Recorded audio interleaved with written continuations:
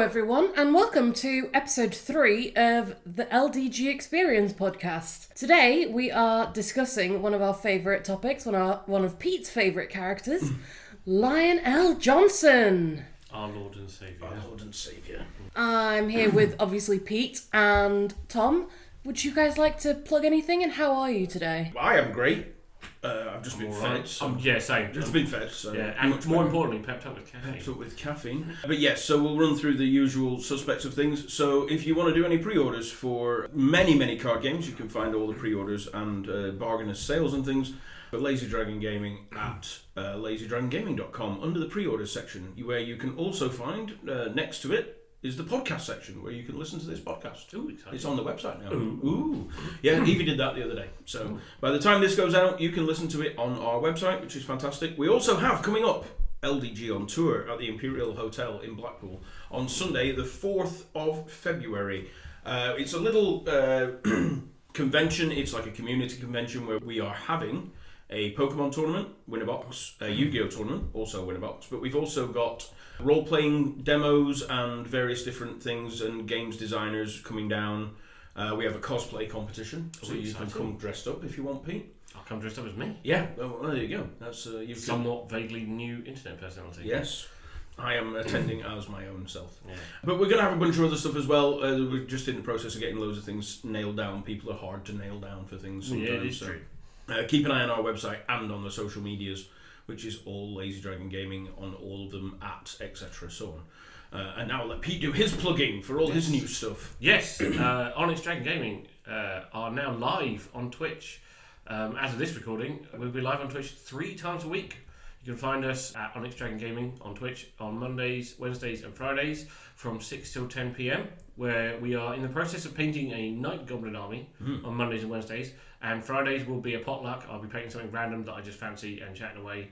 So please come join us. Relevant to the subject of this episode, when the new Deathwing Assault box, which I've managed to wonderfully pre-order from my friend Tom here at Lazy Dragon Gaming, when that arrives, I will be doing a bit of a special episode of the stream where we'll be unboxing it and talking about all the new shiny things.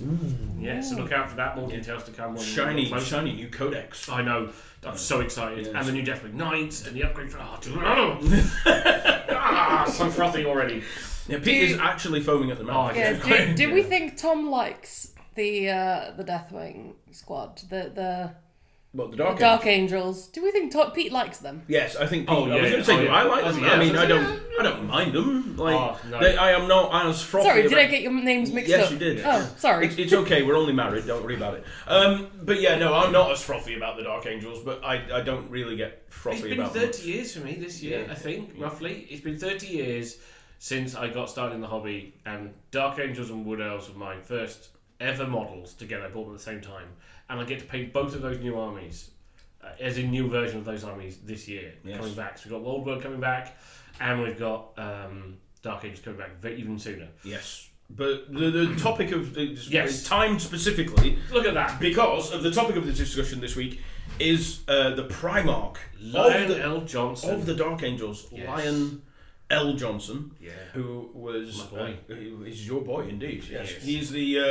is the first, they call him, although not the first recovered Primarch. He was the 11th. Yeah, so for those who won't remember that bit, the 820 at the time, Primarchs were scattered across the galaxy by nefarious means, and landed on various worlds of varying descriptions. And the Lion happened to land on a planet called Caliban, which was mostly covered in dense forests. Caliban is a death world, for those people who don't know. A death world is precisely what it says on the tin. It's a planet that is... It's like a planet-wide Australia. Yeah, it's inhospitable to life that isn't native to it. So Australia. Yeah, Australia. Yeah, it's literally anything that's not venomous is poisonous, and even the plants will attack and kill you. Yes, and some of the plants will eat the beasties that will then spit out bigger beasties, and it is located, this death world, quite close to the Eye of Terror. Relatively, yeah. What was the Eye of Terror? What was the Eye of Terror? It's changed a little bit in modern times. But so close to the Eye of Terror, which caused the planet to have things called the Beasts of Caliban, which we'll come back to later. Yes. But they are linked to its proximity to the Eye of Terror. And also, something else is linked to this proximity. the fact that there's something buried under the planet. Buried under the planet, yes. All of that. So the Primarchs were scattered. Yep. Lionel Johnson landed on Caliban. But he landed away, specifically, he landed deep in the forest. He did, yes. So whereas some of the other Primarchs were sort of like Superman style, sort of landed near some people who found him and took them in and raised them, the Lion wasn't so fortunate. No, he literally appeared in the middle of a death forest. Yes. He survived solely because he was a Primarch. Yes. Nobody else probably would have survived. Yeah. It's unlikely anything would have So survived. he was there for an indeterminate amount of time because time with Primarchs is a bit wibbly wobbly because they do, some of them like age quicker, and it used to be in the law that it was like a few years that he'd been surviving out there, but again with the accelerated rate of all the other Primarchs, that seems a bit not quite right. I think current law states somewhere in the region of around 10 years. Yeah. As far as I can gather from a little bit of research I have done in the interim, but he never talks about it. No. He has never discussed... And like a lot of things with the Dark Angels, it's all shrouded in mystery. Yeah, there are only a few chapters that aren't quite as shrouded in mystery as the Dark Angels. Yeah. I'm looking at you, Alpha Legion. Even they don't know what's going on. Even they don't. They know. They have no idea. Yeah. But yeah, so Lionel Johnson lands on a death world in the forest and survives for what we believe to be roughly a decade by himself before he is found by Luther, who is a... So the humans of Caliban are kind of... Their society revolves around knightly orders. Because of all the beasts and things that are in the forests, they have little villages and towns and things, but they've evolved to have knights, in the same way that medieval knights sort of arose by being sort of like, hey, we can't all afford to defend ourselves, but if we give this one guy some armour and he trains how to fight and everything whilst we're all off in the fields, he can be our protector. It's kind of a similar thing happened, and various knightly orders formed around the planet. Some of these are based on sort of hereditary and sort of autocratic. Yes. So yeah, they handed down from father to son. But the largest one and arguably the most powerful one that will become the most powerful was just simply known as the Order. To get into the Order was not something that was just automatically based on birth, even though Luther is born into the Order. It is a meritocracy. So you have to apply and be chosen. This is what was really helpful for the Dark Angels, is that the Order was structured very similar to a Space Marine chapter or Legion. The way their sort of indoctrination processes were. Caliban was lucky enough to have some relics of the Dark Age technology. They had their sort of very basic bolt pistols, chainswords, and a rudimentary power armour.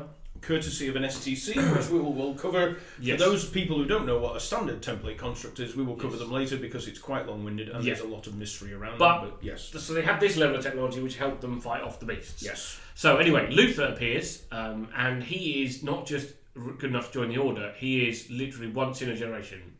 He would have been the most amazing, awesome person to have ever lived on Caliban. It would have ended up being the greatest leader they'd ever had, kind of thing, had it not been for a fateful meeting in a clearing in a forest where him and his band of knights came across the feral child Lionel Johnson. And his mates all wanted to kill him. Because they thought this creature that was moving really fast and was all feral was a beast. But Luther recognised the sort of spark of humanity and bid them stay their weapons and decided to take him in and bring him back to the Order. This is where they sort of became, their sort of brotherly bond kind of formed. And this is this introduction to humanity a bit later on, and having lived in the world, that I think leads to one of Lionel Johnson's coolest characteristics from my point of view. For those people who don't know, I am autistic, ADHD, and I've always read the Lion the way he's been written, especially in the early days, as very much as being autistic, in that he's viewed as this phenomenal strategic commander, excellent fighter. Put him in a strategic situation, he'll just understand. I think canonically he's supposed to be the greatest tactician that isn't he's more strategist. Yeah. So his whole thing was more strategy. He will be able to conduct a war and organise the parts. Yeah. Really, really, really well. He's also a great tactician as well, but more on the strategic end. Yeah. Whereas Horus was the other way around. Gilliman was much more he's a logistics guy. He's a logistics guy. He's the guy you get, if you wanted to execute a campaign, you had, before the heresy, we would say, Ferrus Manus would lead the charge. Yep. Lionel Johnson would plan the strategy, and Gilliman would make sure the supplies were there on time. And Horus would execute. And Horus would execute it, and also, be on all the videos. Yeah. So anyway, as I come back to what I was saying about the autism thing, I've always viewed Lionel Johnson as autistic in that whilst he can understand military strategy and battles and how to kill things and all that sort of stuff and his duty, he's very black and white in what he sees. Things either are or they are not, and he has great difficulty understanding people and connecting with people. He can't read the room. He doesn't really get how humans function emotionally. He's like, do the thing, and they're like, but I don't want it. And he's like, I'm sorry, what? I told you that's an order, therefore obey it, kind of thing. It's specifically this way because that is the best way. This is the best way, so why aren't we doing it? Yeah. So this is where his partnership with Luther is perfect, because Luther is a fantastic orator. He is a great politician. He can get a lot of stuff done. So whilst Lionel Johnson comes up with the great plans, Luther's sort of in charge of explaining to people why they should join in. He is the PR guy. Yeah, basically. He's the second in command, the PR guy. Yeah. So he's Johnson, also a really good fighter. Yeah, he is literally, like I said, he's an all-rounder. He would be an outstanding human. Yeah. Like way outstanding, but once in a many generations. He's an Alexander the Great, he's a Julius Caesar, one of these people that just pops up in history, and he would have been that had he was not overshadowed by the fact that an even greater being came along at the same time. Because Primarchs are demigods. Yes, basically. If the Emperor is a god. Yes. So Lion Johnson gets taken in by the Order, and he is trained in its ways and sort of slowly becomes more humanised. And him and Luther rise through the ranks until Lionel Johnson becomes the Supreme Grand Master of the Order, and has a plan to rid Caliban once and for all of the beasts of Caliban. Yes. Because these are the biggest threat to the people that live there. Like, they pop up and they just tear through, because they are genuinely malevolent and evil. They're not just... It's not just like a tiger that happens to go near a village or something. They're like, oh no, what would be really funny is if I pulled the arms off this dude and then flung his torso back into a village. It's like the tigers and lions that go rogue, but if it was the size of 3 elephants and also had the intelligence of Jeffrey Dahmer. Yeah. So yeah. And it basically went, you know what? Those people are living a happy life over there. I don't want them to anymore. Yeah. I'm going to murder all their children and bite the legs off all their... Yes, and leave all their kidneys in a row. Yeah. Something like that. Yeah, it's a horrible, twisted... They are warp entities. Warp entities, yeah. Because that's the thing, they are creatures that have been somehow birthed through the fact that, chaos energy has warped into them and mutated them and twisted them. So Johnson says, right, that's it, I've had enough of these things. There's enough of us that we can do, especially if we ally with some of the other orders, we can mount a crusade and we can literally cleanse the planet of these whole things, because there's only so many of them for reasons that are not explained, but there are so many of them. So he acts as crusade. They march across the planet until there's one last holdout in the Northern Wilds, I believe it is. There's one knightly order known as the Knights of Lupus who are staunchly against Johnson and his crusade. They believe that Caliban society would collapse without. They need the beasts. The beasts are what give the knightly orders their purpose. And therefore, without the knightly orders, how could the people possibly live? So what the order doesn't know is that in secret, the Knights of Lupus have been capturing beasts and trying to breed them and trying to make more of them, using some forbidden lore and knowledge as well. From books that they probably shouldn't be reading. Exactly. So they make a final assault. Which we'll come back to later. Yes, so they make a final assault on the last stronghold of the Knights of Lupus, because the order's like, look, we can't have you doing this. You really are standing in the way of total peace, so to speak, on this planet. And they attack it. Johnson leads a disguised attack. He's sort of like, this is his genius. He's like, wherever I am, they think it's going to be the main attack. So I'm going to lead this big, noisy, shouty attack one side, while everyone's actually going to go round the other side. Yep. So he does that. He holds them off for ages. Pretty straightforward strategy, really. It is, but it works. He knows enough to sometimes if it's not broke, don't fix it. Sometimes the simple plans are the best plans. So they take over and they find the fact that these beasts are being bred in cages and things. So they're like, no, and they just destroy them all, and they destroy the last Knights of Lupus, except for one, which later on will become important. And we will save his name. For those of you who know the Dark Angels and know a little bit about their background, you might know who this is. Yeah. But this is one of the big sort of mysteries about the Dark Angels, which is really interesting. Still a mystery to this day. 10,000 and 12,000 years later. Yeah. We still don't know. But we'll come back to the surviving Knight of Lupus when the time is right. But also, like I said, while they're going through there, they find this library full of books of forbidden knowledge. And Luther especially, he's like, ooh, Books. These books, there's something about these. Well, we won't destroy them. We will take them away for further study to find out just how evil they were. And he has them removed to the Order's main fortress, which is known as Alderuk, with a Tower of Angels, and he keeps them. Have you ever played Call of Cthulhu? No. Well, in Call of Cthulhu, there's a rule. Yeah. If you find a mysterious book, and you pick up the book, you don't read the book. Yeah, I learned that from The Mummy in 1997. 1997. Yeah, Do you know when you must not read from the book. Don't read the book! That moment, yeah? Well, that's exactly that's been a guiding principle of my life. Yeah, it's between that and don't poke the science. That I learned from Star Trek and Aliens and all these other things. Yep. Don't poke the science. You're on a mysterious planet. You see something that's weird. Don't touch it. No, leave it alone. Because the amount of people that get infected, possessed, all these other things. No, it's a law. Clearly, in the 30th millennium at this point, this is law that has been lost. Yeah, they've lost in the dark age of technology. After that, they lost the simple rule: if you don't know what the arcane-looking book is, don't read the book. You must not read from the book. Yes, that bit. Don't. Anyway, they keep the books. Yes, and now you can all figure out where this is going.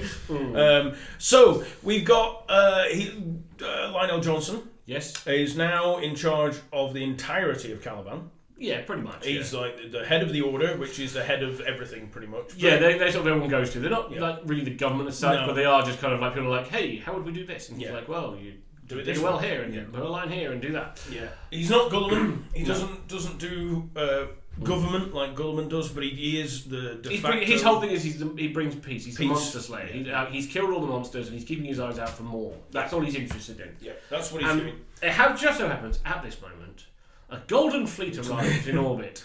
And lo, the Emperor of Mankind arrives. Yes. Now, the introduction of the Emperor to the various Primarchs goes differently, depending on which one it is. And in the case of Johnson being, like I said, very much autistic, he's like, this guy's my father. He has this knowledge, innate knowledge inside him. This is it. He is somebody to be loyal to, and that's it. He swears his loyalty to his father. And as far as he's concerned, that is set in like adamantium. Yeah, that is never ever a question. Yeah, there was during the heresy. There was no question. Yeah, there's a lot of jokes. The thing about Dark Ages is a lot of jokes. There used to be, especially when we didn't know as much about heresy, was that the Dark Ages were on the sidelines waiting to see which side won. Yes. Now that's been an ongoing joke, and loads of people make that joke all the time. Me, especially. Yeah, but. My view is actually it's more complicated than that. Is that actually the problem I think is that Dark Angels are too loyal. Yes. In that they don't there's no line they won't cross in the name of what they appear to be they view to be right to do for the Emperor. Yeah. Now this also comes from what they were originally used for in the heresy. So for a long time the Dark Angels were the only Space Marines.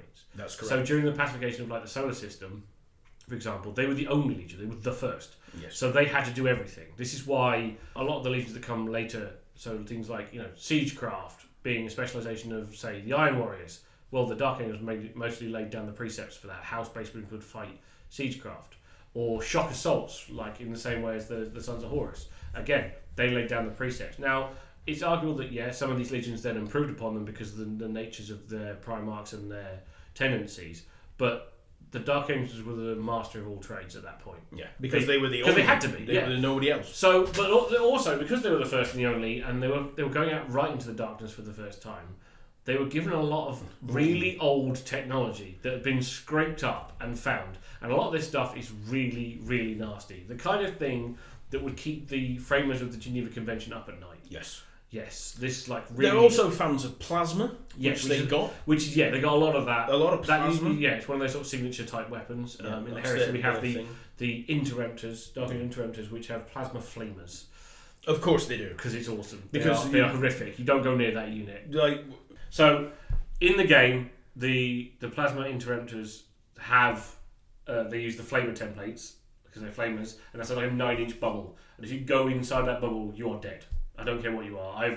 As a Dark Ages player in Heresy, I've melted demons, Primarchs, Terminators, you name it. If you get in that range, you just get turned into ash. So I was a plasma flamers in 30k. Yeah. Oh, so it wasn't Belisarius. No. They're not a new one. No, an I old wish. one. Oh, I wish they brought them back in 40k. I'd be lost technology. Come on. Yeah, this is the thing. And Come also, on, Cole, get your finger out. What's going on? Yeah, these Hellblasters are just poor imitations. It's poor imitations. We want plasma flamers. Exactly. It's like having napalm, but better. That was Phosphex. Yes. Sentient napalm. Napalm. Yeah. Semi-sentient napalm. Yeah. Phosphex is evil stuff. Living. Yeah, there was a point where it literally, the planet, it's a quick tangent, as we're famous for, yes. But yeah, the planet that had the STC for Phosphex was destroyed on purpose because they were like, look, we cannot use this stuff anymore. No. Yeah, it's one of those weapons you're like, oh no. Quick tangent back to STCs, by the way. Yeah. Super rare, super important. Destroying one is like considered the highest crime. Highest crime, especially by the Adeptus Mechanicus. Even the Imperium as a whole. And to give you an idea of how important they are, 2 Imperial Guardsmen found a bit of one. Yeah. And they handed it to the Adeptus Mechanicus. They were both then given the governorship of a planet. Yes. An entire planet was their reward for handing over a fragment of an STC to the Adeptus Mechanicus. And this particular fragment made a slightly better knife. Yeah. That was all it did. So, for those of us who aren't clued up on STCs, what are they? Standard template constructs. If you imagine that the originally a quick they were computers. Originally, a complete STC was a computer was sent out with various colonisation efforts, which would you basically be able to plug it into it. It's like, think of a 3D printer now, that can but imagine a 3D printer that could looks at whatever you've got around and goes, well, if you can make a tank, if you put this into it, we'll make you this tank. Yeah. Or we'll make you, I don't know, like these drugs that you'll need to survive, or a knife, or literally everything a colonist could want. You know, it analyses the local materials and it will be able to make something out of it. They are the almost like a Star Trek replicator. Yes, but it's more plans. It's not so much like it's not like a machine. It's more the data of like, if you do, here's a step by step. It's like a space IKEA on crack. Like, if you go, if you put these orange rocks, these green rocks, and these purple rocks in that grinder over there, and add this stuff to them, and then make them like 3 meters by 3 meters and nail them together, you'll have a house. Yeah, and some of them, like the bits that are left, literally only do that. They make like plascrete, for example, which is like concrete but better. Yeah. Some of them will make springs. Some of them make knives. Some of them literally make entire battle tanks. The plans for them, and some of them will literally be like, if you build all these separate parts and then assemble them this way, you will have a tank. So, like for a major example of that is Land's Raider, Arkan Land, the famous techno-archaeologist, found 3. Yep. Yeah, the Land's Raider, which made a major battle tank. The Land's Speeder, which made the anti-grav vehicle, and I can't the name of it, but it's basically a combine harvester. Yeah. It's like a agricultural vehicle. Yeah. It's like the Land's Crawler or something like that. Yeah. He's famous for that. Yeah, he found 3 of them. He was like a great thing. He's also an amazing character in himself, especially in the Heresy novels. And he's abjectly hates the fact that they are now a land speeder, land raider, and a land. Yeah, everyone refers to them as people refer to them as land raiders, not lands with an apostrophe S. Yeah, he wrote like a 300-page diatribe on why that's wrong. Yeah, it is LAN''S. Yeah. Raider. Well, Land. It is literally LAND. Yeah, is his name. Yeah. Land ''S is what it should be. Yeah, I thought it was Land. No, his name is Land. It is Arkan Land. Yeah, yeah, his name is Land, as in somewhere you live on. Yeah. And now they just cut the apostrophe S off the end, and they're now land speeders and raiders and crawlers and things. Anyway, back to the Dark Angels. From tangent to the Dark Angels. So the Dark Angels, being the First Legion and given all this horrible technology, they were given like things we had like very few of, but they were like really. They make the fact that everyone has Phosphex, right? This sentient napalm. Everybody has that. Everyone has some plasma weaponry to some degree, right? The Dark Angels have a lot of stuff that's not that. Yep. It's even worse than that. And the Emperor gave it to them and basically said, "Look, their role going forward when all the legions were out was their job was to get stuff done. If you wanted something gone and it didn't have, so, an example, if you want somebody to conquer a planet." and you want to make a big statement about we beat this people and we are the Imperium and we're here, you send Horus and the Lunar Wolves. They all go in, they'll have a shock assault, tip of the spear, boom, down they go. Horus comes in and he's all like, hey everybody, you're now part of the Imperium, thank you very much. If you want to beat somebody up and kill them and send a message whilst doing it and say, look, we're here, we can utterly wipe you out if you have to, you either send the Space Wolves or the World Eaters, because they'll just go in, murder everybody, but there'll be cameras there to be like, oh my god, seriously, don't stand in our way. If you need something gone and you can't tell anybody about the fact that it needs to be gone, you send the Dark Angels. They get given a lot of Terran equipment. Now that makes it important because most of the Imperium's equipment comes from Mars and the Mechanicum. And the Dark Angels were given a lot of Terran equipment specifically in case they needed to go against the Mechanicum. They were going to be the ultimate sanction against the Mechanicum. They would have... Against Mars. In case Mars decided to get uppity, yep. The Emperor would have just sent the Dark Angels in. So anyway, they've got these cupboards full of stuff. In one of the novel, Lionel Johnson, the Primarch novel from that series, is a really cool example of how they operate and how they're set up, because they also compartmentalize knowledge in the Dark Angels. Certain things are only known by certain people for certain reasons. So in the Dark Angels, not in the Lionel Johnson novel, they go to a world and it seems like this world is rebelling. They work out that it's actually being controlled by an alien species called the Crave, who are like a really psychoactive species that kind of get into your brain and force you to do things. Now, there is a particular order amongst the Dark Angels, a few of them, called the Order of Santales, which is represented by a mistletoe branch, like how mistletoe, creeps around a tree and takes over the tree. So they don't know who else is in the same order, and they have certain knowledge about how to deal with certain things. Anyway, a call goes out, a secret cipher goes out, and they all meet on one of the chapels on the Invincible Reason by a tomb of a very famous Dark Angel, the original member of the Order of Santales, and they go to the armory. Now, at this point, you've got the Dark Angels are made up of 6 wings. The Hexagrammaton. Yes, the Hexagrammaton, as it was became known as the 6 wings. You've got the Raven Wing, who are the bikers and like outriders, which we still have today. You have the Death Wing, who are protectors and swordsmen. You have... Well, they're all Terminators today. No, today they're all Terminators, but previously they were just bodyguards and things like that, and the elites. You have the Storm Wing, who are the majority of Dark Angels. They're like, you just do line guys. There's a lot of them. They're big sweeping waves of troops.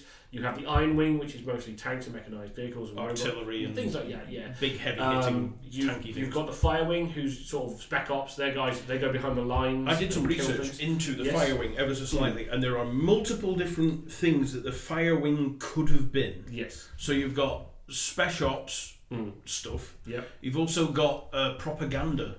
Stuff where they were like designed to go in and be like, hey, we're not that bad really. Yeah, there's the SOE, World War II SOE, MI, propaganda. They're the kind of dirty trick squad. Yeah, but nobody's 100% sure what it was they actually did. Yeah. But on the battlefield role and the way we have them in the way the rules are written and things like that in the game is that they're designed to sort of headhunters. They'll go and take out command posts and leaders and things like that. And then finally you have the Dreadwing, which is my personal favourite. These guys are the ultimate kind of sanction. They tend to go into breaches at sieges. They unleash a lot of these horrible weapons. The Interruptors I mentioned perfectly are all members of the Dreadwing. So the way the Darkness works is you have your basic normal forces, but if certain things call for it, you can activate one of the protocols of the different wings. So if you activated, say you needed to make a massive tank thrust, the commander might call for the Iron Wing protocol, then all the Iron Wing specialists would get together and they would use their specialised knowledge to make a big tank rush. If you had a particularly stubborn fortress you were trying to get into, you would activate the Dreadwing protocol, and all the Dreadwing guys would come together and they would take over and they would go and do their thing. Anyway, the head of the Dreadwing at this point is a man called Farith Redloss. And great name. Yes.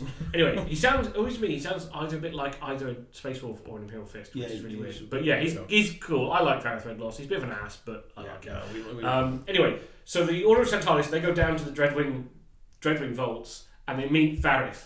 And he's like, right, I've no idea who you guys are, I've no idea what you guys do, but I've had the secret danger signal that says I need to use this particular key on this particular cupboard, and that you guys are to take whatever's in there. And this is how the Dark operate. They have a load of stuff ready for any contingency.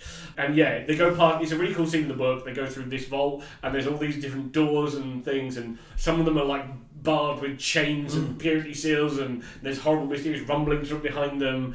And he's like, and they're like, what's in them? And he's like, I don't know most of them. That's not my job. My job is just to provide them when they're needed. I just open the doors. Yeah. So he's literally he's the leader of all the Dreadwing. He has access to a lot of secret technology and things like that. But even he doesn't know what a lot of this is. So they kind of they're allowed to go in, kit up, and then they get this stuff that's these weapons that are designed specifically to kill creatures like the Crave. And I think that's it's awesome. Like having a vault that even like certain people don't know what it's in until they get told. But this is like the origin of some of the Dark Angels' secrecy and things. And also, like I said, so the Dark Angels are the ones you send in to just get the job done.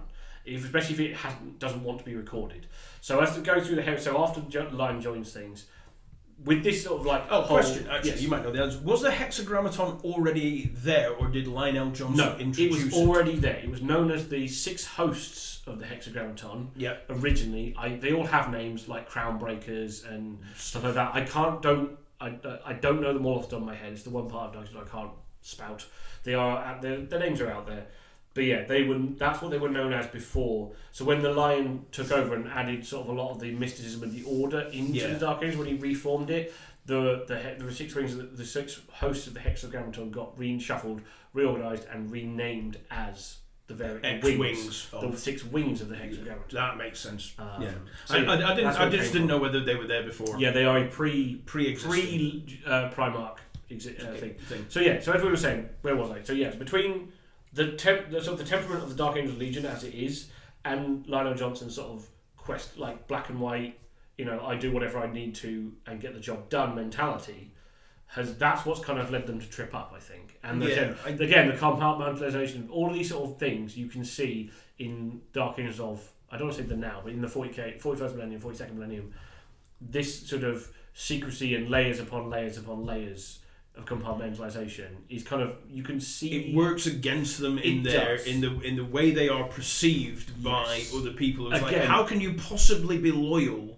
You keep so many secrets. But the thing is, to them, that's not. Loyalty is not a two-way street. Yeah, you earn it, and then that's it. There's never there will come a time when certain parts of it will be questioned, but we'll get to that. Because that's not quite come up yet. We get to now. Well, the Great Crusade. So we're at the Great Crusade. The Dark Angels go out. They do loads of stuff. They are huge. Yeah, their number of victories is second only to the Sons of Horus, but a lot of them aren't talked about. No. So when it comes time for the conversation of things like being War Master, the Lion's like, it would be cool, and it probably should be me because I'm the best at this. But he's also like, I also don't care. I've got a job to do. I just do my job. Yeah, and he was everywhere. There were certain Primarchs when the War Master role came up that were like, it should have been X person or it should have been me. Yeah. And he was the one who was like, people went, well, why is it not Lionel Johnson? Why is it not the first? And he went, I didn't want it. I didn't even know this was a thing. Was it a thing? I'm too busy actually doing my job to worry about titles. Also, I'm probably not going to listen to Horus anyway, because they weren't really especially close. No. He wasn't close with anybody. With one exception. Yes. Now, this is a bit of controversy, but I always viewed, this is, again, I've had a really close friend of mine, John Whelan. He is a massive Space Wolves fan, and we've had the same opinion here, is that the Dark Angels and Space Wolves are actually the closest of brothers, in that they fight and they call each other stupid names, but if anyone else calls them stupid names, oh shit, no, you didn't do that. Yeah. Well, we'll come to their fights in a second, because the first one we've got, recruitment wise, yes, they are probably at over 100,000 Space Marines, way over that, along with the Lunar Wolves. They're one of the higher end numbers. So even though they've lost a lot along the way, because some of the campaigns they're involved in. So one of the campaigns we do know happened was the Rangland Xenocide. Yes. Where over the course of this campaign, the Dark Angels lost roughly 80,000 Space Marines. Yeah. Which is, when you think about it, absolutely... That's 80 modern chapters, completely wiped out like that. 80 whole chapters, if you discount the Black Templars. Yeah. But if you go about 1,000 Marines per chapter in the modern day, 80 that would be an unspeakable tragedy. Yeah. Granted, it was definitely unspeakable back in the day. The Rangland Xenocide is one of those things that's quietly... We also don't know much about it. No. We know that it happened. They were this horrific alien race. We know that the various attempts were made to stop them, that massive casualties were inflicted. then various legions were set up as a cordon, and the Dark Angels, with the help of the Space Wolves, went in and came out again. Well, a lot less of them came out again, but the Wranglen were no more. And that's about as much as they literally wiped them off. The reason why we don't know a lot about it, they did such a thorough job of it. Yeah. And because of the way that the Dark Angels operate, which is to go in, do a job, come out, no fanfare, no remembrances, none of this sort of TV appearances. They are very much like that Spec Ops thing about, you sort of send in the SBS or whoever to go and do a job that nobody knows what they're doing. All they know is that they were there and that something may or may not have happened, but we don't know what it was. And for now, the Empire is safe. Yeah, the Wranglen basically don't exist in history. Yes. So all we know is long campaign, because it was quite a long campaign, and it must have been to lose 80,000 Marines. It was also pre-Lionel Johnson as well, I believe. Oh. I can't remember. So I don't know. They think something's changed. Yeah. Like, I think, if I remember rightly, it was just slightly pre-Johnson. Possibly. Because it's part of the reason why they lose, because they kept losing the leader of the Legion so much. Yeah. So we've the Wranglen one, and we've got Johnson now, and the big numbers they've recruited from Caliban. All the knightly orders, pretty much, that are young enough. Yeah, because they'd almost been going through a similar pre-trial session, anyway. So they just extend it and turn it into an Astartes pre. Luther doesn't become a Space Marine, but he does get genetically enhanced. He's too old. He's too old. He's that old. Therefore, he's too old to become a Space Marine. Yeah. But he does get genetically enhanced. He does become a super soldier. He's not. Yeah, he's basically Captain America. Yep. He's Captain America versus like your John 117 type upgrade. It's a big upgrade, but it's not quite. Yeah, he's sort of Space Marine. He's in the same ballpark, but will never be a Space Marine. Close enough, and he can probably beat them in combat because he's probably better than them anyway. Just purely because of he's not just good. Yes. So then we go to another campaign where they have. This is an alien race. I can't remember. The Saroshi. Yes, they are an alien race. And they want. I think they might have been a human splinter. I can't remember. It's a bit of an odd one because they wouldn't let an alien race join the Imperium. No, so I think they were a human splinter that might have been alien influence. But anyway, so they turn up on this planet, and the planet's all like, "Oh no, we'll happily surrender to you. Yeah, we'll join the Imperium. Yeah. We're all keen about this. We'll send a massive delegation up to your ship, and we will discuss our terms." Yes. So they do so, and whilst they're receiving the delegation, a couple of the characters feel like, hang on, something's not right here. So they go and check on the ship that the Saroshi came in, because it's a really old, outdated ship, even by their terms. And they're wondering why it's so big and all these sort of things. And they realise that it's actually just a bomb. That it's all a trap by the Saroshi to cut the head off the snake of the Imperium, destroy the Invincible Region, which is Lionel Johnson's flagship. Yes, because we didn't mention that earlier, but his flagship is the Invincible Region. Yes. And they try to bomb. Now, at this moment, Luther is one of the people that discovers this bomb, and he has a moment of hesitation because, like we said, without the Lion, he would be the guy, and he knows that he would have been the guy. And he spent years and years and years playing second fiddle to the Lion, and he has a moment of doubt in his mind where he's like, I could just let this happen. I can escape, and I can. If I get in this Thunderhawk and sod off, I could inherit everything I've ever wanted. Yep. And he realizes that and goes, oh no, that's not me. Let's just do it, because I can understand that. Like especially if you're something like that, you see you're in the shadow of somebody for so many years, you just feel like you're gonna have that nagging doubt. Yep. And like I said, it surfaces briefly. Now, we don't know how or why, but they figure it out. They kill the Saroshi delegation and declare war on them. But somehow, Lion knows what happened. So I know how this comes about now. So in my researchy part, so Luther, in sort of the moment of after the fact, is obviously laden with guilt. Oh my God, what was I thinking of doing? Yes. There's like all these people, whatever. Yeah. And he confesses his sins to a librarian of the chapter. Yes. Oh, is it Zahariel? Zahariel. And Zahariel, being the good man that he is, was like, can't have this going on. Yeah. And goes and tells the Lion. Yeah. And the Lion basically is like, obviously flies into a bit of a rage. Librarian calms him down because he doesn't understand the nuance. Yes, it was just momentary. Just momentary. Whatever. For him, it's like no, that crack might as well be a gulf. Yep, that's the Grand Canyon of betrayal. That's done. Yeah, it's too much. But he calms him down, and he says, "Think about what you're doing and who you're talking about." Yeah. He's your brother. He's your brother. He has been with you longer than we have. Yeah. So the lion sort of sees reason, fortunately, which he is capable of doing. He can be talked down. He can be talked down. Sometimes he's quick to anger, but and he's not easy to calm down. But when he is, he will see the light. He calms down. You can reason with him. And then he says, well, sort of like, what are we going to do? And they have this discussion.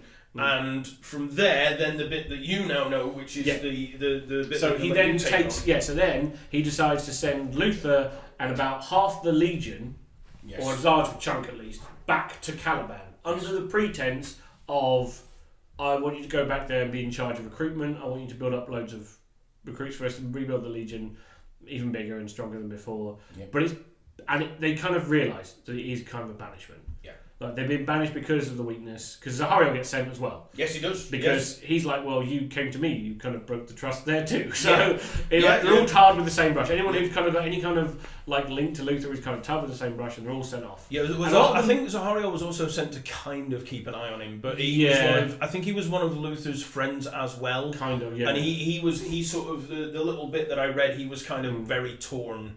Yeah, Zahariel's a bit of one of those characters. I'm not a huge fan of his.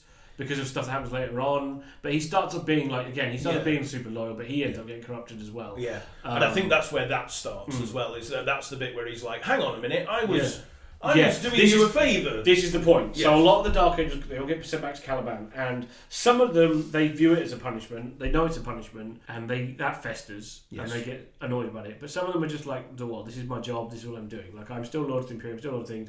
If I work hard, eventually I will be rewarded. Well, I'll be able to go back in the Crusade. It'll be fine. Yeah, because all Space Marines are designed to do. There is no retirement for Space Marines. For anybody that doesn't, there's a lot of discussion in the Heresy novels about what does the soldier do when the war's over. Yes, and the Emperor had designs on the Primarchs having roles, but not necessarily the Space Marines. See Thunder Warriors for those who know. There is no retirement for a Space Marine. You prior now in the 41st millennium, there is basically. You are born, you become a Space Marine, you serve the Emperor, and you die. Yes. And there is nothing else if you are a Space Marine. Some of the Legions, I think, like Ultramarines, I think Gilliman's plan was, because you could see it with the Tetrarchs, I think his idea was that, like, really well-serving Marines would learn to be governors and whatever. And have a role after the war. But he's, like, the only one, I think, that really thinks about it. That's Gilliman in a nutshell, so... Yeah, that's entirely Gilliman's thing. It's like...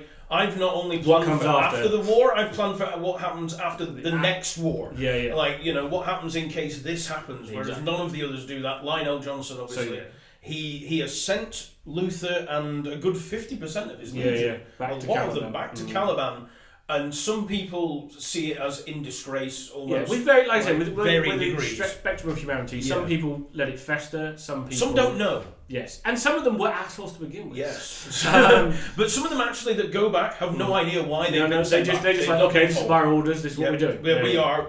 Our captain is like friends with Luther, and we're just one of the squads. We don't know. We don't get told. Yeah. We don't ask. We are going to train new recruits. Yes. That's a glorious service. Yeah, we're going to get new people. So they go back, and Luther, he really festers. He knows exactly why, and this is reinforced at Zaramund, where Caliban receives a distress signal from the Death Guard, I think it is, who are having a bit of trouble. So they go, quick to the ships, lads! And they take a huge force of Dark Angels out there, and it's very close to Caliban, and they kick 7 bells of shit out of them.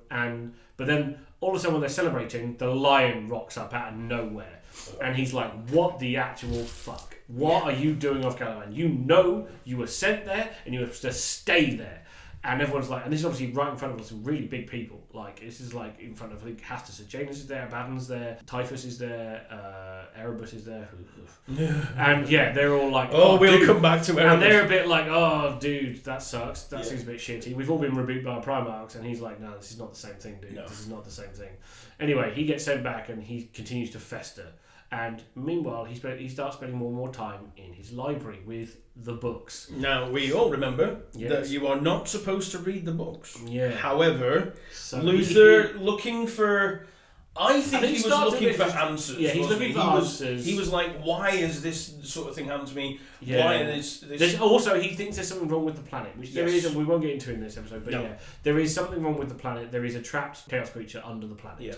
And there's a little group of weird creatures which are really important later on called the Watchers in the Dark, which appear as like about 2-3 feet tall humanoids in robes. You can't see their features and they communicate telepathically. Now they appear at various points during events on Caliban, and then later they will start following the Dark Angels around. So if you've seen the Azrael model, yeah, the helmet bearer. The helmet bearer is the first is Watcher model we ever had. Yeah, he is a Watcher in the Dark. Yes, they appear around important Dark Angels. Yeah, they tend to look like cupbearers and helmet bearers. Yeah, they just tend to be like, they look like very almost innocuous little, bit like Chowers, yeah, but without the sort of mumbling anutinis and gold glowing eyes. They're just robes. Yeah. They're just small robed creatures that you never see their actual. And we would threaten to do an episode on the Watchers in the Dark if there was anywhere near enough information about them anywhere. But you've pretty much got the entirety. Literally, pretty much, they live in the middle of. They live in Caliban, or they did. And we think that their job is to keep a guard on what is the thing that has been entombed there. Yes. We think. But anyway, so or they were. Luther starts finding out, and I think he, in an attempt to sort of fix the problem, he ends up going a bit down the dark path. In the whole ends justify the means thing, he kind of goes, I can use these horrible chaosy gift things to solve this problem. Maybe if I learn enough information, if I see Magnus the Red as a Garamond and Thousand Suns, he kind of goes on a bit that way. Yep. Yeah, while this is happening, he's festering and kind of going towards the dark side and being convinced that maybe, and there's some of his upper echelons are starting to think that, starting to convince him that actually maybe the Lion isn't all that. Yes. And that maybe the Imperium isn't all that, etc. And that maybe Caliban should stand for itself. Yeah, if we stand alone, you can rule it and everything. Yeah, we can just be like, screw this Imperium thing, we just be Caliban. We'll just be Caliban. We don't need everybody else. Yeah. While all this is happening, the Horus Heresy is going on. Yes. They start broken out now.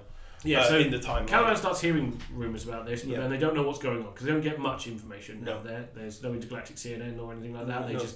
They hear a bit of rumours that some of the legions have turned, but they don't know who and they don't know what. And nothing really happens around Caliban either. The agents of Malkador get sent to find out if they're still loyal. Yes, and they come back. Yeah, because Cypher breaks them out. Yes, because they get captured by the Dark Angels. Yeah, and he's like, "What are you doing here?" Yeah. He's like, he doesn't tell them they've been sent there. But Cypher knows what's going on because the Lord Cypher is good leading. So the Lord Cypher is a position that used to be in the Order. He was the keeper of the histories and traditions of the Order as of the start of the Horus Heresy. The current holder was the last of the Knights of Lupus. That for some reason the Lion really trusts this guy. Yes, and he becomes a Space Marine.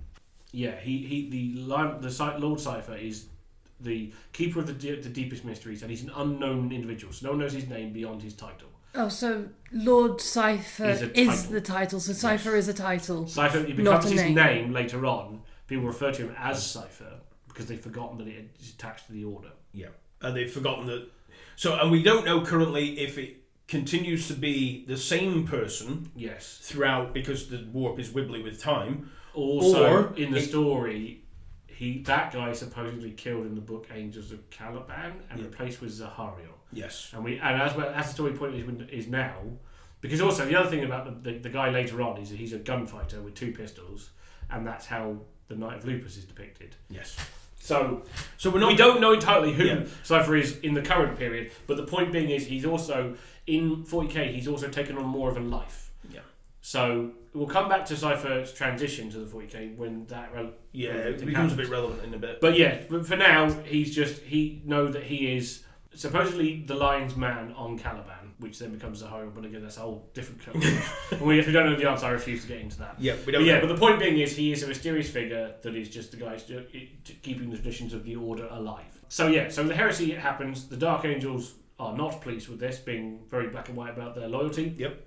And they're also trapped, so they can't get to where they want to be, which is Terra. So they kind of go on a campaign of murdering the homeworlds of the various traitor legions. They have the big crusade against the Night Lords. The Night Lords. Dramas Crusade was designed as a way to distract the Dark Angels Legion and keep them away from Terra, while the Ruin Storm, which is the big warp storm that makes travel hard, goes off. Yeah. So that even if they won, they couldn't then get back in time to help. Stuff happens around Imperium Secundus, but that's thing that's a big thing with that. Anyway, on the way back to in the original canon, we don't know if this is still true, but in the original story canon, Dark Angels come across the Space Wolves, and both of them try and race to Terra, but the Space Wolves keep wanting to help various places along the way, and the Lions get more and more pissed because he's like, well, no, we need to be at Terra. Without Terra, it doesn't matter in these places. We can fix these places later on. And the Leman Russ is like, no, we have to stop and help people.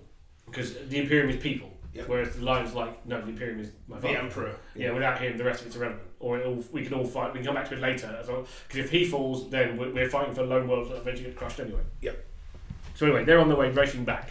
So the siege of the Emperor's Palace happens. Oh, hang on. I don't know whether it's in that race back to Terra or just before the heresy breaks out. We're talking about Yarant. We're talking about the fight between... Yes, so Yarant. Yarant. So yeah, before that. So again, come back to the it is the before friendship. the heresy. It is before it's pre-heresy. So the reason why they're together, yes. and it's important that this happens, is that those two. They were the Space Wolves and the Dark Angels were involved in a compliance action on a planet called Yarant, where they were the planetary governor or leader of the planet in the final fortress. Basically shouts, but it really gives it to Leman Russ. He really says horrible things about his mum. Yeah. Stuff like that, you know. For some reason, Leman Russ takes great offence at this guy, and he basically says, I'm going to come down and I am going to cut your head off. And I'm going to take it. And I'm going to take it as a trophy.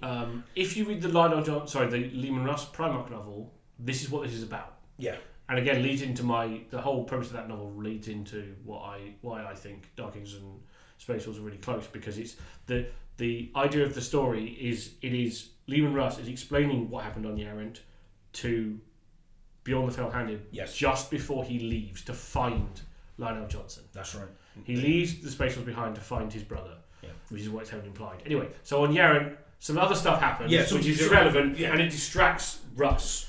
So Johnson's come up with this amazing plan that's really simple, like really. And he does wait for Russ. He tries to give him a bit of time. He's like, well, we're going to kick off at 10, and it's now 9:45. He's still not here. Oh, it's 10:15. No, we can't. It's half past. He clearly doesn't care. I've got this plan. It involves all this timing. We're just going to do it. Yep. So he goes in, kicks the door in, kills this guy, cuts his head off. Yeah, and then Russ finally turns up and he's like, dude, I called dibs! And he's like, but I cut his head off, there you go! Yeah, I got it for you. I got it for you. Doesn't matter which one of us did it. Whereas Russ is like, it really does! No, and a big honour thing happens. So he gets really angry and punches Lionel Johnson. And a big kickoff happens. And they fight supposedly for 3 straight days, is like the legend style story. It's very much an old, they fought for 3 days and nights without rest, and you know. And eventually, the Leman Russ, basically realises how stupid this is, and starts laughing. Yep. A little break between the fight, being quick to anger and quick to humour. The Lion, quick to anger, not so much. Yep. And so he's laughing and going, what the hell are we doing? And the Lion just lays him out. Yep.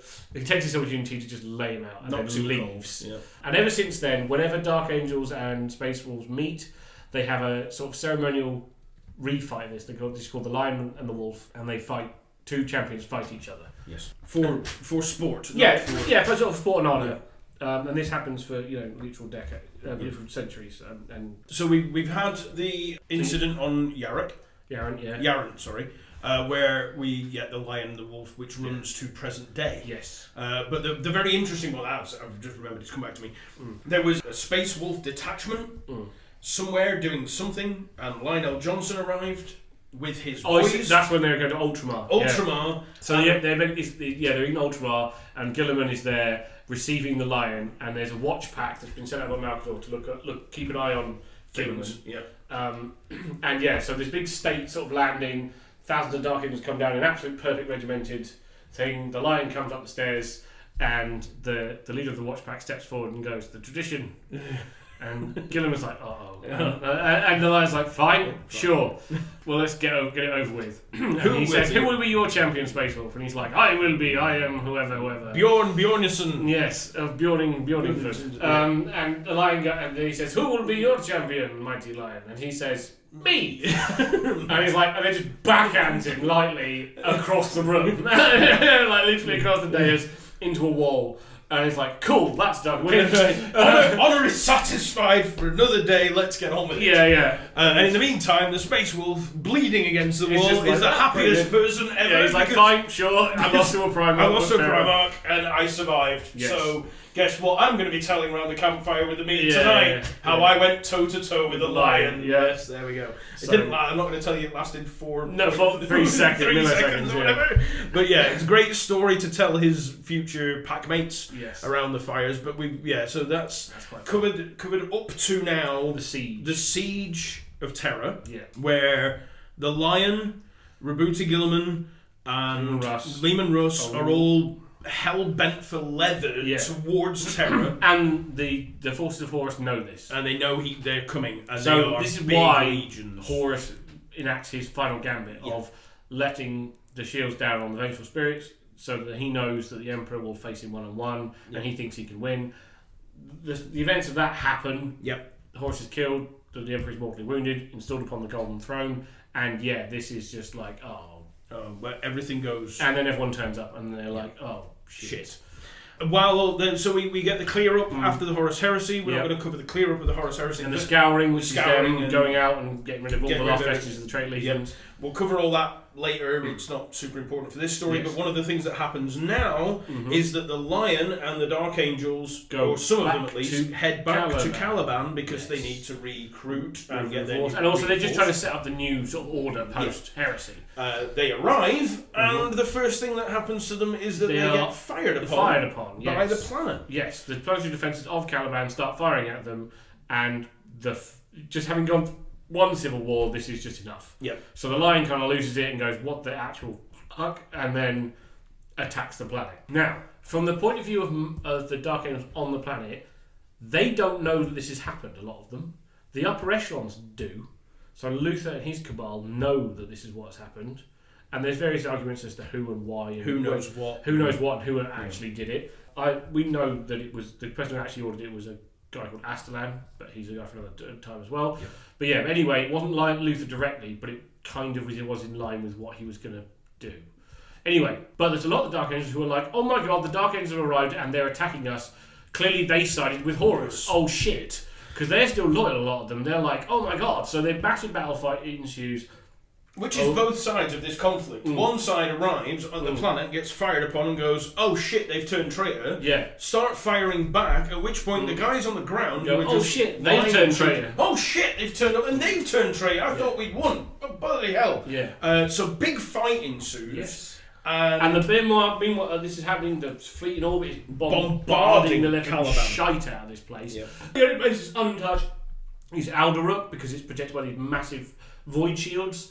So like the entire planet's being bombarded left, right and centre, but this one area is kind of left untouched as the final fortress. The Lion and a few others make it to there, and we don't know exactly what goes down, but we know there's a final conflict between the Lion and Luther. Now at this point, Luther has really drunk the Kool-Aid. He's kind of done a Horus and been empowered by the Chaos Gods, which allows him to go toe-to-toe with the Primarch. They fight, and very similar to Horus and the Emperor, Luther he almost defeats the Lion. In the original story, he broke the Lion's sword and was about to kill him when he's mortally wounded and he's about to give him a finishing blow, and he can't do it. And he realises what he's done, what he's become, and it literally shatters his mind. And he goes insane and just starts weeping and gibbering. And the Chaos Gods once again go, oh, for God's sake! Damn it! And they just they flip the table and they start tearing Caliban apart. Like, they open a warp rift and they start ripping the planet literally to shreds. At this point, the Lord Cypher appears. We know that the Lord Cypher appears to the Lion. The Lion whispers something to him. Cypher takes his sword, the broken piece of this sword, in a scabbard and leaves. We don't know what was said. All we know is that they had a conversation and he leaves. The Dark Angels, the rest of the Dark Angels command, led by Faris Redloss at this point, arrive. They arrive and they find Luther broken and sobbing, but no trace of the Lion. And they're like, what the fuck happened? And they start trying to poke and prod Luther, and Luther just says that I don't know whether it's he says it or some of the Watchers appear, and it's told to the Dark Angels that the Lion has been taken. That he has been taken. Very similar to the Arthurian myths, which a lot of the Dark Ages is based on. He's been taken to an equivalent of Avalon. In the old lore, he was taken deep, deep beneath the bedrock of Caliban. Because at this point now, the planet has shattered, and the only thing is that there's a large chunk left with Alderuk in the middle that's protected by the Void Shields. It's literally just a massive asteroid now, which the Dark Angels then they add engines to it and various other equipment and turn it into their home fortress monastery, known as the Rock. Yep. It is believed that, or was believed for the longest time, that the Watchers in the Dark had Johnson asleep beneath the rock. Now, how true that now is... Yes, because again, we still don't know. Yeah. But also, so at this point, the Dark Angels, they take Luther and they lock him in the deepest, darkest cell. Yep. And they keep the knowledge of that to very, very, very few people. And eventually, the only person that knows that Luther's still alive, because they keep him the Watchers keep him in a stasis field, is the Supreme Chapter Master, who becomes known as the Supreme Grand Master of the Dark Angels. It starts off as Fareth Redloss, and it has handed down throughout the millennia. Until it gets to Azrael today. But the point being is, throughout those millennia, all of the Chapter Masters come to Luther to either some of them try to extract his forgiveness, but they also realise that because his mind's been shattered, he's become unstuck in time. So he becomes referred to as the Dark Oracle. That reminds me, when the Chaos Gods leave Luther, shatter Caliban. Yeah. And they scatter what they become known as the Fallen, which is all of the Dark Angels on Caliban, not the ones in the fleet. Yes. Not just through space, but also through time. Yes, so some of them start popping out on random worlds across the galaxy, some hundreds of years later, some thousands of years later, and as you expect, they kind of start appearing and being like, what's going on? Yep. Some of them try to pick themselves up and do their job, do their duty because they're still loyal. Some of them are twisted by what's happened. Some of them fall to chaos. Some of them just want to take their own path. But they all end up as sort of loners and wanderers. Referred to as the Fallen. Now, so as Luther is locked up, yes, the rest of the Dark Angels believe, oh shit, we can't let anyone find out what happened here, that half of us turned traitor.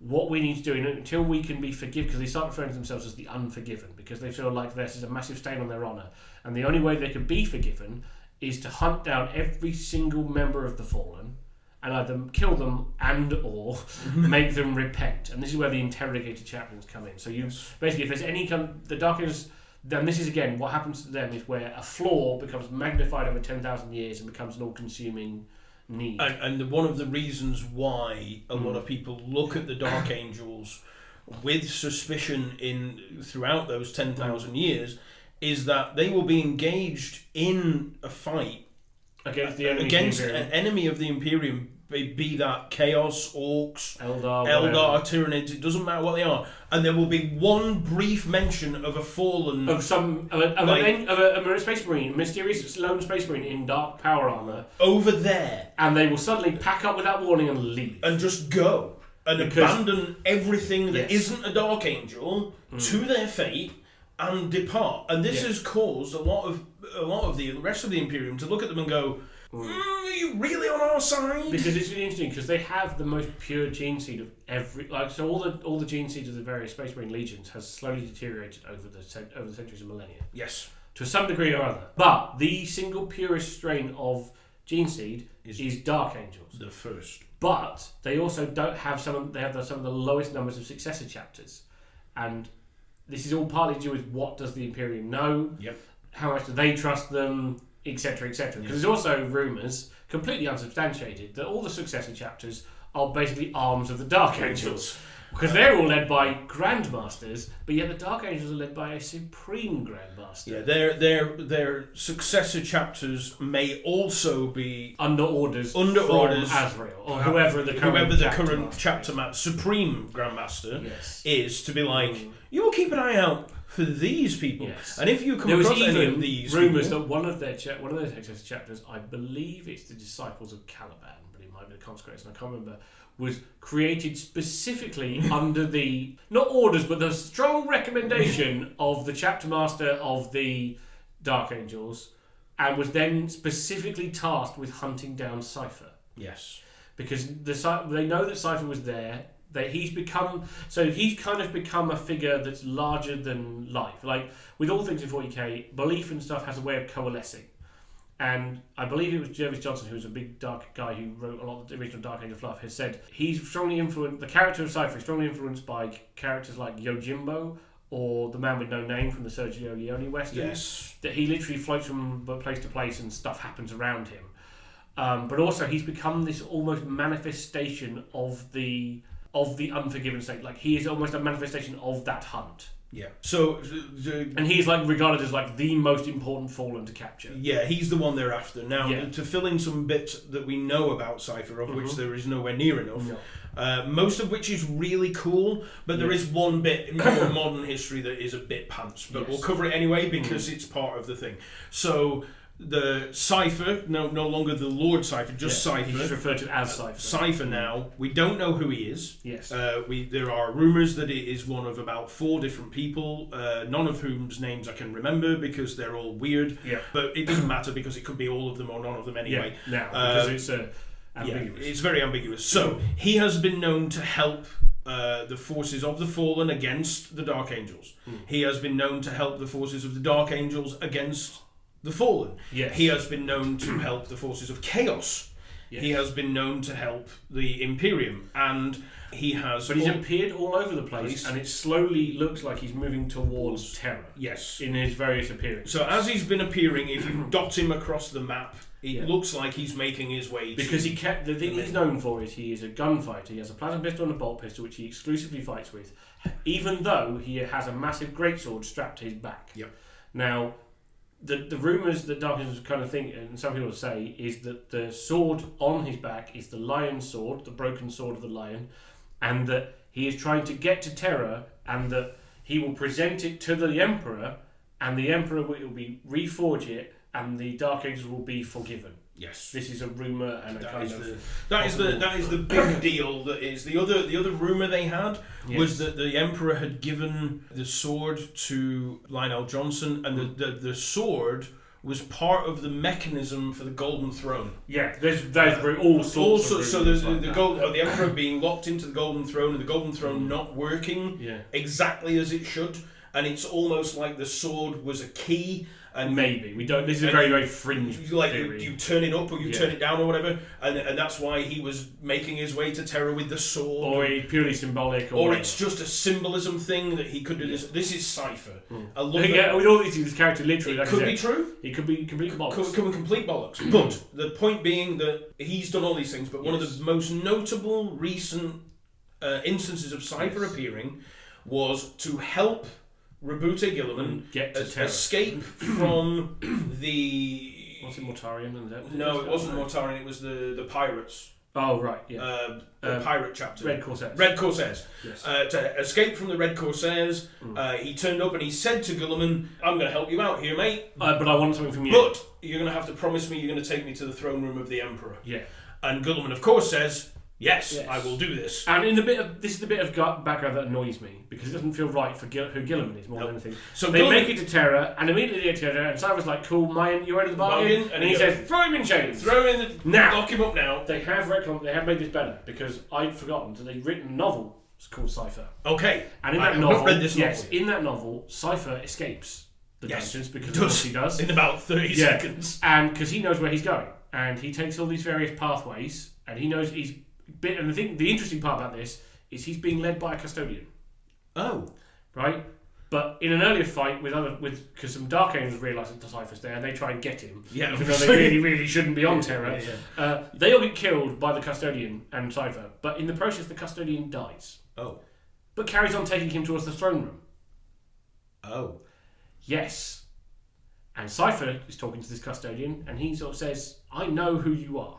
You're not that guy. He died. Yeah, I know who you are." Anyway, they make their way through the palace because this is the other part as well. He gets let out by that custodian. Yes, and they see that on the various people see it on the monitors, and they're like, "Well, the custodians only take orders from one person." Yep. And they wouldn't do something against his orders. Yep. So why is he being let out? So anyway, the long story is they make it all the way near to the Emperor's throne room. And he's about to be like, "Cool, this is it." And he gets a psychic message, just 2 words, "Not yet." Ah, love it. And then he's like, "Oh, okay." And then off he goes. Finds his way away. Right, so that clarifies an Yes, again, makes it. I was really reacting to this. My friend Ben explained it to me because I hadn't had a chance to sit down and read it. I've got it, but I haven't read it all of it yet. And I was like, "Oh, right, now I'm going to actually go back and actually do the full thing." The reason why that I didn't like the two-fold... It just felt so out of character for Guilliman. Because Guilliman gives his word, he gives his word. So he sticks to it. I thought, hang on a minute, Gulliman's gone, yes, of course, we'll do that, with his fingers crossed behind his back, which is so not Gilliman. It's not Gilliman. He's like, how about I just punch you and take that plasma pistol, and now I'll fight my own way out. Or, conversely, bog off, traitorous bastard. So, no, but anyway, besides that, the fact that it was so massively anticlimactic. It was such a massive cock tease from GW, it really annoyed me. Somebody just I was like, oh, they brought something back with an amazing new miniature, and I was like, oh, he's finally be part of the storyline, it's going to be so cool, and then they were just like, haha, no, fuck you! We're not going to do anything with it at all, and we were just like, so if you read it, it's all in the Gathering Storm. The Gathering Storm, Parts 1, 2 and 3, and I believe it's the second part. Third part, Rise of the Primarch, isn't it? Part 2, Fall of Biltan.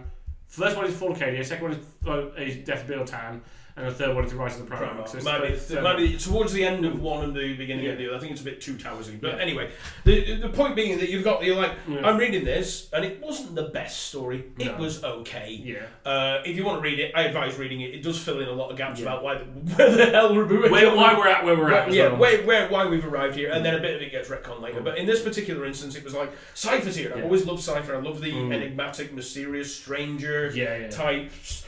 And they're really cool, and he turns up and he does this deal, and I'm like, it's a bit weird, but never mind, we'll buy it. Maybe we're going to see some. Maybe we're going to see some stuff. Move forward, and then he just gets there and goes, look him up. And I was like, and if you think I'm letting you into my father's throne room, weird, mysterious dude I've just met.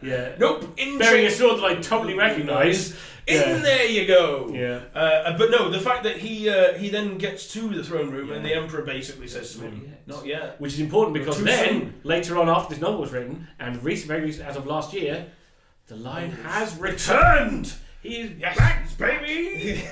So now, modern era, but not as modern as we are led to believe, because he's actually been back for a while. Yeah, not massively, because it's after the Cicatrix Maledictum, so after the big tear. Because he comes back in the far side of it, in Imperium Nihilus. So it's really interesting because this is one of my favourite Black Library novels of all time, even books of all time. It's written by Mike Brooks, called Lion, Son of the Forest. Deep recommendations. Oh yeah, trust me. If you have a spare Audible credit, please go and get it on Audible because the narrator is just one of the greatest narrators. I want him narrating everything because he is just he's the best. I always forget his name, but he is just absolutely marvellous. And that book is so good. Just whether you like the Dark Angel or whether you just like good stories. Timothy Watson, that's it. The narrator's Timothy Watson. But he's a phenomenal story. It basically starts with the Lion kind of not coming to consciousness, but coming to awareness. Yeah, it's like in a forest. It's like he's been around, but he doesn't know what he is. And he comes to awareness in a forest that looks very strangely like Caliban. Some various stuff happens, and then he walks through the forest, and the forest changes, and he's suddenly on a planet somewhere. And he's like, I don't know who I am or what's going on, but he just knows that there's creatures out there and that people need protecting, because he stumbles across some humans being under attack by a beast. He defeats the beast, they go back to a camp, and they're all like, oh, you look a bit like our protector. And he's like, oh, right, cool, I'll come with you. And when he gets to the camp and he meets the Protector, who is a Dark Angel in black power armour, who immediately draws his pistols and shoots him, or tries to. They end up fighting, and after the fight, the Dark Angel, Zabriel, basically says, you turn on us, you're a traitor. I've always been loyal. And he sort of explains the facts that he'd been around he popped out about 400 years ago, and he's been sort of bumming around the galaxy, and he's been around the galaxy. He's ended up on this planet, which is now under attack by a warband called the Thousand Eyes. Yeah, and the Lion, he's like, oh, and that's when he sees that guy and he has the fight. He remembers who he is, and the only thing he remembers up to is the fall of Caliban. He's like, look, we turned up, we got fired upon, so we attacked. And Zabriel's like, oh, we didn't know that. I'm really sorry. He's like, swear to me and the Lion's like, swear to me that you will remain loyal to the Imperium. And he's like, I so swear about I hold dear.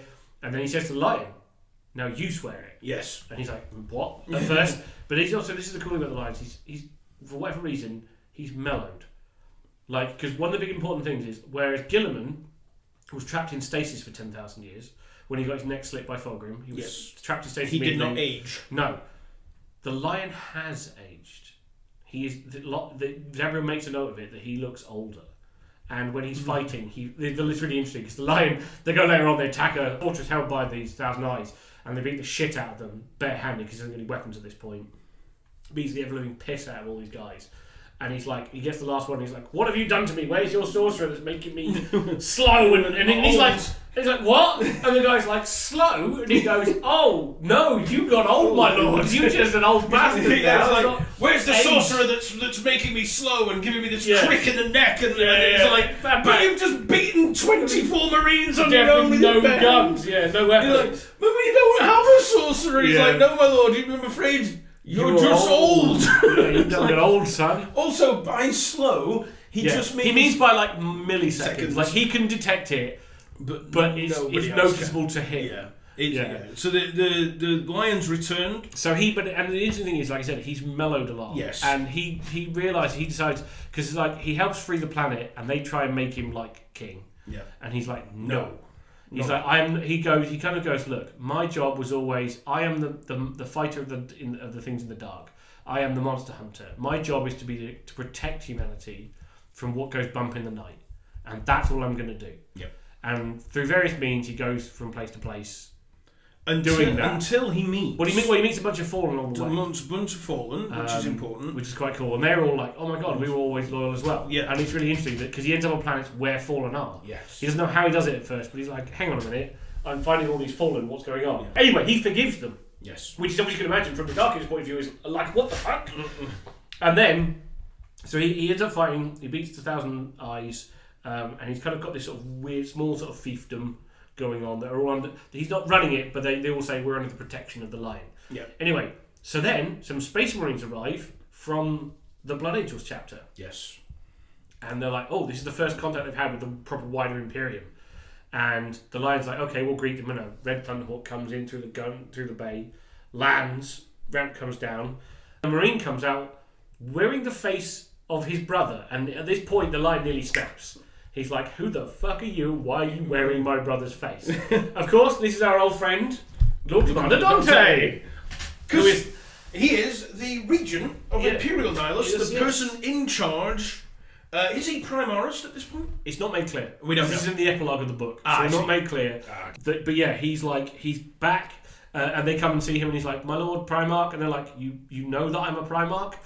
You accept that I am?" And he says, "Well, one who would recognise my father's face so readily, and second of all, you are not the one first Primarch I've met," which is quite funny because part through in the book, Johnson makes very clear things like he talks about his brothers and especially Guilliman, because he gets filled in about how like Guilliman was.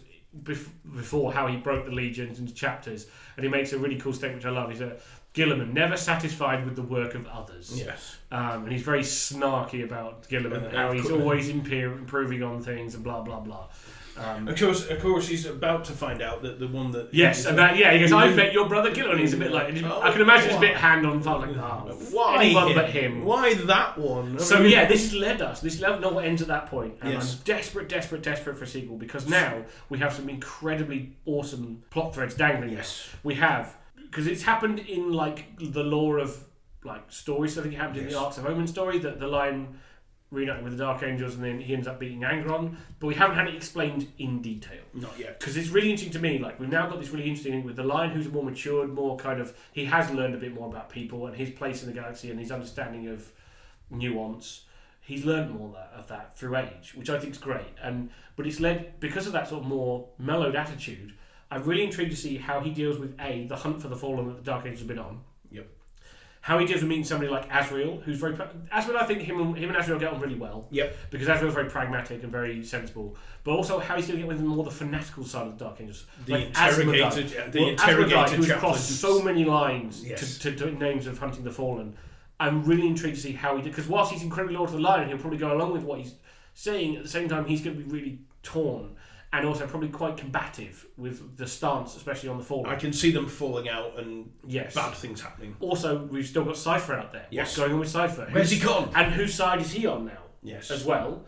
And also, more important, one thing we haven't touched on is before the Secretary Magnetic was opened up, there was an attack on the Rock.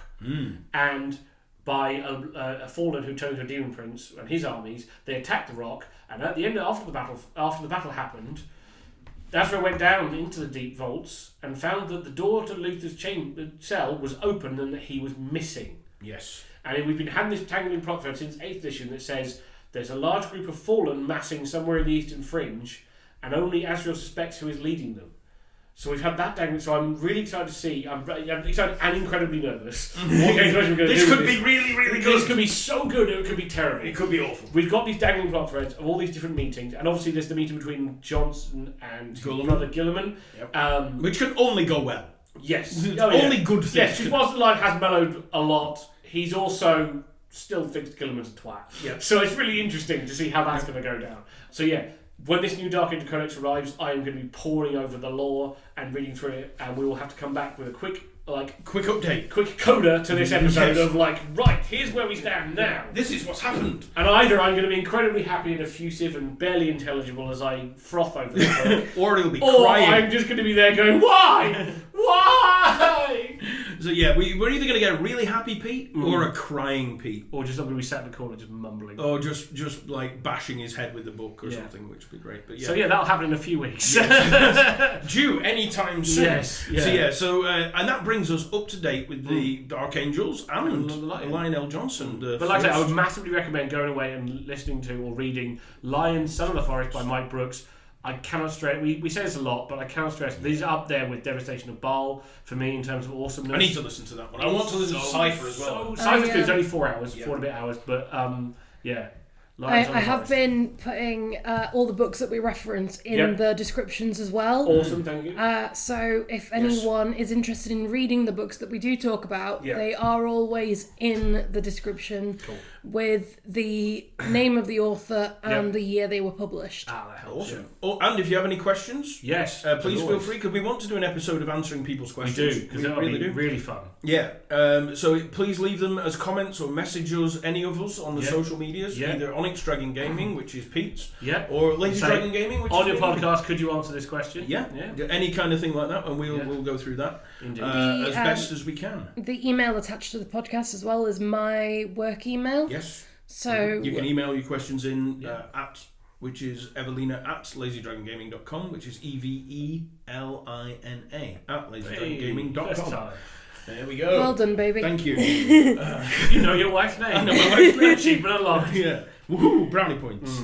But with that, we're going to leave it because we are going to come back, because we're going to do an update when the Codex drops. We're going to do one on Twitch. I will definitely. I'll be unboxing that set on Twitch. Having my first impressions, but then we'll go into a deep dive. Page by page. No, not that deep. But we will go through point by point on the podcast when we do. So yes, thank you very much for listening, folks. Yes. And we look forward to seeing you next time, where we will start our discussion on the armies of the old world and the world taking a little break from 40k. Here we are. Yeah, we're gonna have a break from 40k for a little bit. Go back in time to talk about skeletons, orcs, and suspiciously French people. Yes. Yes. Everybody is suspiciously French. Indeed. One degree or another. One degree or another. So yeah, with that, goodbye, folks. Take care. Have fun, and we'll see you all next time. Bye. Bye.